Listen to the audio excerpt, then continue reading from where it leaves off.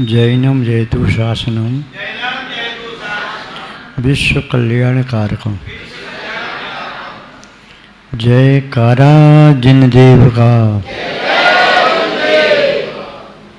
गुरुदेव नहीं बोलना है, जिनदेव बोलना है। गुरुदेव बोलने से मिथ्यात्व का पोषण होता है। स्थित धर्म स्नेही सत श्रद्धालु भव्य वर पुंडरीक पुण्यात्मा महानुभाव। आदिका माता जी सत्संगत की रूपी निमित्त का प्रभाव क्या पड़ता है, अत्यंत सरल शब्दों में दृष्टांत के माध्यम से सिद्धांत का प्रतिपादन कर रही थी। सत्संगति अत्यंत महत्वपूर्ण निमित्त कारण है इस आत्मा को परमात्मा बनाने के लिए। जल यदि नीम के पेड़ में जाता है तो कड़वा हो जाता है, ईख में जाता है तो मीठा हो जाता है, नींबू में जाता है तो खट्टा हो जाता है, मिर्ची में जाता है तो चरपरा हो जाता है, आंवली में जाता है तो कषैला हो जाता है, पुष्प में चला जाता है तो सुगंध बन करके महकता है, प्याज आदि के खेत में जाए तो वो दूषित होता है। वही जल की बूंद यदि मिट्टी में गिर जाती है तो कीचड़ बन जाती है। केले के पत्ते पर जाए तो कपूर बन जाती है, और सीप के मुख में जाए मोती बन जाती है। वही जल की बूंद जिनेंद्र भगवान के चरणों में जाती है तो गंधोदक बन जाती है। हमारा जीवन इसी प्रकार उत्थान और पतन की अवस्था को प्राप्त होता है। व्यक्ति जैसी संगति करता है उसी प्रकार का रंग उसकी आत्मा पर चढ़ता है। महान भाव, द्रव्य क्षेत्र काल भाव। जीवन में चार प्रकार के निमित्त होते हैं, चारों अनुकूल हैं तो परिणाम भी अनुकूल होते हैं, और अनुकूल परिणामों का परिणाम भी अनुकूल होता है। निमित्त प्रतिकूल हैं, अशुभ हैं तो परिणाम भी अशुभ और प्रतिकूल होते हैं, उनका परिणाम भी अशुभ और प्रतिकूल ही होता है। और पर्व वे कहलाते हैं जो आत्मा को पावन बनाने में निमित्त होती है।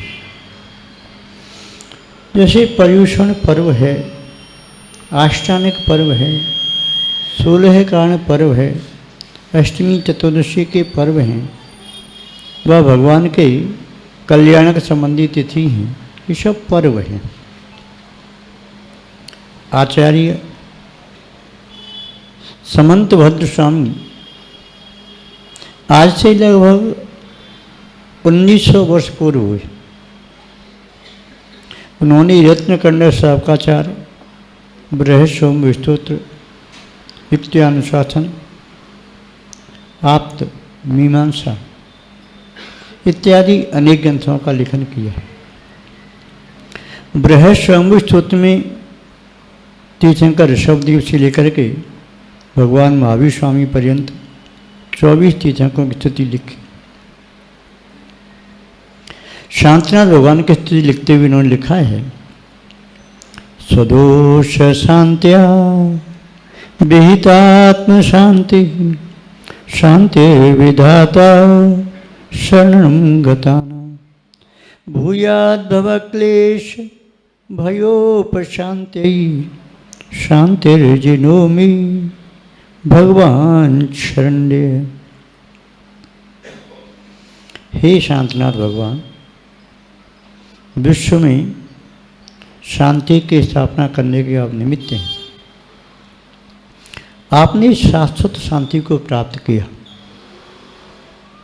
दूसरों के लिए शांति देने में आप निमित्त हैं। अतीत काल में आपने विगत 10 भवों में 700 पुण्य का फल भोगा, चाहे मनुष्यगति में चाहे देवगति में। तीर्थंकर चक्रवर्ती कामदेव 3 पद को आपने प्राप्त किया, किंतु कामदेव के पद को प्राप्त करके भी आत्म शांति नहीं मिली। चक्रवर्ती का वैभव पाकर के भी आत्म शांति नहीं मिली। तीर्थंकर प्रगति जो सत्ता में थी उसे प्राप्त करके भी गर्व जन्म तप 3 कल्याणक हो गए, आत्म शांति नहीं मिली। तपस्या के माध्यम से जब आपने अपनी आत्मा में विद्यमान समस्त दोषों का निराकरण किया, समस्त दोषों को नष्ट कर दिया, तो आपने शाश्वत शांति को प्राप्त कर लिया, अनंत शांति को प्राप्त किया। स्वदोष शांत्या विहितात्म शांति।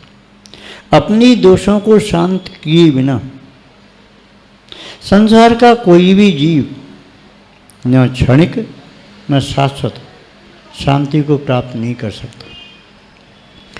यही उपदेश आपने दिया अपनी वृत्ति के माध्यम से, चर्या के माध्यम से। यदि आपको भी शांति प्राप्त करनी है तो अपने दोषों को शांत करो। क्रोध, मान, माया, लोभ, मोह, विषय वासना, ईर्षा, मात्सर्य का भाव, ये सभी परिणाम आत्मा के निजी परिणाम नहीं हैं, विकृत भाव हैं, परद्रव्य के निमित्त से होते हैं। अतः इन सभी खोटे भावों को, विभाव परिणामों को परित्याग करना है। ये दोष हैं। जब तक दोषों का निराकरण नहीं किया जाएगा तब तक सहज शुद्ध स्वाभाविक स्वरूप की प्राप्ति न हो सकेगी। भगवान शांतनाथ के 3 कल्याण के अवसर पर हमें यही भावना भाती है, शाश्वत शांति प्राप्त हो। शाश्वत शांति को प्राप्त करने का यही एक उपाय है, अनादिकाल से आए तक और अनंत काल तक।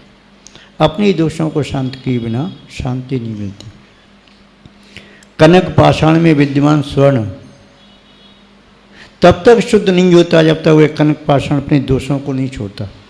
ऐसे ही आत्मा तब तक परमात्मा नहीं बनती जब तक अपने अंदर विद्यमान उन अशुभ कर्मों को व शुभ कर्मों को पूर्णतया त्याग नहीं करती। महानुभाव कमलानगर में वो तो कई बार आना हुआ, मेठ उस महानगर में 3 चातुर्मास हुए, 2002, 2003, 2009। समाज में देव शास्त्र गुरु के प्रति अत्यंत निष्ठा का भाव, समर्पण का भाव, श्रद्धा का भाव, भक्ति का भाव है।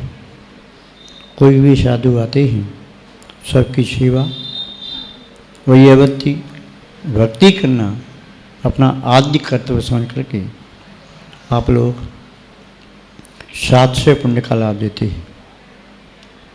इस बार भी मेरठ महानगर के ट्राई करके प्रतिष्ठित महानुभाव अहिंसा स्थल दिल्ली पहुँचे चातुर्मास की भावना लेकर के। सबकी भावना प्रशस्त हैं, सबके मन में श्रद्धा और भक्ति है। समय काफ़ी है, जैसा भी रहेगा आपकी प्रार्थना पर विचार करेंगे। मेरठ में इतने सुंदर सुंदर मंदिर, इतनी अच्छी भक्त समाज, और ज्ञान की पिपासा, जहाँ ज्ञान की पिपासा होती है वहाँ पर धर्म की वर्षा भी होती है। तो आप सभी लोग अपनी ज्ञान पिपासा को शांत करने के लिए, धर्म के मत का पान करने के लिए सदैव प्रयासरत रहें। प्यासे को पानी मिल ही जाता है, आज नहीं तो कल। कई बार वह प्यासा पानी खोज लेता है, कई बार कुआं स्वयं चल करके प्यासे के पास आ जाता है। महानुभाव, आप सबकी अनादिकालीन प्यास तृप्त हो। सम्यक्त के माध्यम से, सम्यक ज्ञान के माध्यम से, समाचार के माध्यम से, यही हम आपके प्रति सद्भावना रखते हैं। और यहाँ की पूरी युवा टीम, बालिकाएं, प्रौढ़ वर्ग, महिलाएं एवं बालक बालिका सभी के लिए वात्सल्यपूर्वक बहुत बहुत आशीर्वाद। आप सबका मंगल हो, आप सबका शुभ हो, आप सबका कल्याण हो। इसी के साथ शब्द श्रृंखला को विराम देते हैं। जय बोलिए श्री शांतिनाथ भगवान की जयकारा जिनदेव का, जयकारा जिनदेव का। उपस्थित धर्म स्नेही सत श्रद्धालु, भव्य वर पुंडरीक पुण्यात्मा महानुभाव, मुनिराज श्री शिवानंदी महाराज, आचार्य भगवान पूज्यपाद स्वामी की कारिका सुनाते हुए ये बता रही थे, धन्य मानव कौन है। कंठ से स्तुति करता है, सिर को भगवान के चरणों में झुकाता है, हाथ जोड़ करके विनती करता है। संसार के सभी मनुष्यों के पास नेत्र, कर्ण, मुख, हस्तकमल, चरण, हृदय सब कुछ।